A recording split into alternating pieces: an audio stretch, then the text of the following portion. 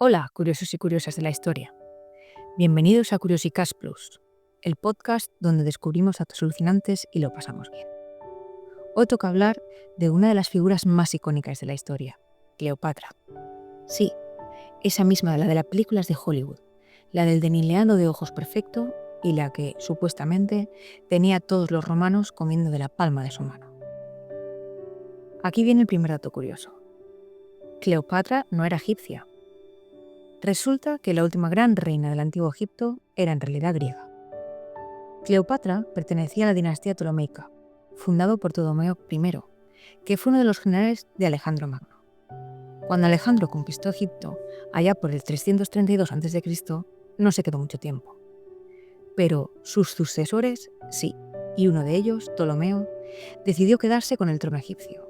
Y así comenzó una dinastía de faraones griegos que gobernaron Egipto por casi 300 años. Ahora bien, a diferencia de sus antepasados, Cleopatra sí se preocupó por parecer más egipcia. Hablaba el idioma egipcio, se vestía como faraona y hasta se hacía llamar hija de Ra.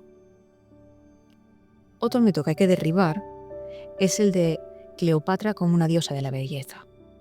Las monedas con su cara nos muestran a una mujer de nariz prominente y de rasgos algo duros. Pero más que su belleza, lo que la hacía irresistible era su inteligencia y carisma. Hablaba varios idiomas, era una estratega brillante y sabía jugar sus cartas políticas como una maestra del ajedrez. Ahora hablaremos de la relación de Cleopatra con Julio César.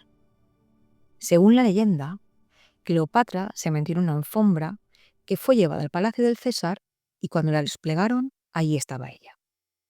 Ese encuentro a escondidas fue clave para que Cleopatra pudiera ganarse el favor del César. Julio César estaba en Egipto, no solo de visita, sino porque había llegado para resolver un conflicto dinástico entre Cleopatra y su hermano Ptolomeo XIII. César no solo ayudó a Cleopatra a recuperar el trono, sino que acabaron por enamorarse. Cleopatra tuvo un hijo de Julio, llamado Ptolomeo Cesarión, aunque su relación con el gran líder romano no terminó muy bien. La muerte de César, en el 44 a.C., cambió el curso de todo. Cleopatra se quedó sin apoyo directo de Roma, pero no iba a rendirse tan fácilmente. Aquí es donde entra Marco Antonio, uno de los tenientes de Julio César. Cleopatra no solo veía en Marco Antonio un amante, sino una pieza clave para recuperar la gloria de Egipto. Durante una visita a Roma, Cleopatra y Antonio se embarcaron en una relación que hizo temblar las estructuras políticas de Roma. Aunque para muchos esta relación fue pura política, había mucho amor entre ambos. Juntos tuvieron 3 hijos, y Cleopatra aprovechó para consolidar su poder con alianzas y promesas de riqueza y estabilidad para Roma. Pero el Imperio Romano no estaba dispuesto a ver cómo un líder como Marco Antonio se aliase con una reina extranjera. Esta relación, como es de esperar, levantó grandes tensiones en Roma. El resultado, una guerra civil entre Marco Antonio y Octavio, el futuro emperador César Augusto. Y la lucha no fue solo política, sino también personal. Todo estaba en juego: Cleopatra, Egipto y la propia supervivencia de Marco Antonio.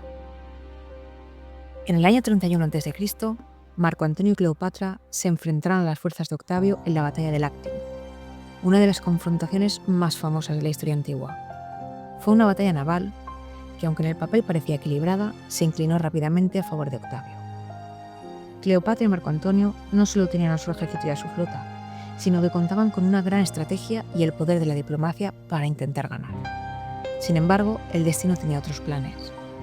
Cuando las tropas de Marco Antonio fueron superadas, Cleopatra y su flota decidieron retirarse antes de que todo se perdiera. ¿Por qué? Porque sabían que la batalla estaba perdida, pero lo que realmente estaba en juego era el futuro de Egipto. Tras la derrota, Marco Antonio recibió la noticia de que Cleopatra se había suicidado, lo que lo sumió en una profunda desesperación. En un gesto de desesperación y amor, se suicidó también, atravesándose con su espada. Cuando Cleopatra se enteró de su muerte, la tristeza fue tan profunda que no pudo soportarlo. La reina sabía que su destino estaba sellado y su caída era inevitable. La historia más famosa que rodea la muerte de Cleopatra es la del suicidio. Según las versiones más conocidas, ella, junto con sus sirvientes más cercanos, se encerraron en su mausoleo.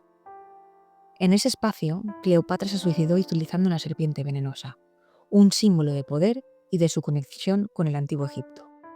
Sin embargo, algunos historiadores creen que pudo haber sido otro tipo de veneno o incluso que la serpiente fue una alegoría de su muerte.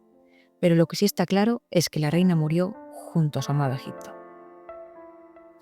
Con la muerte de Cleopatra, Egipto pasó a ser una provincia romana y el sueño de un Egipto independiente se desvaneció.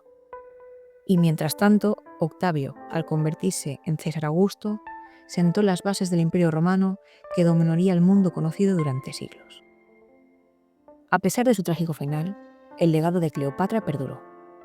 A lo largo de los siglos se convirtió en un símbolo de poder, inteligencia y una mujer capaz de enfrentarse al mundo sin rendirse jamás. Más allá de su belleza o de sus relaciones con Julio César y Marco Antonio, Cleopatra fue una gran estratega, una mujer que luchó por su país, por su pueblo y sobre todo por su independencia.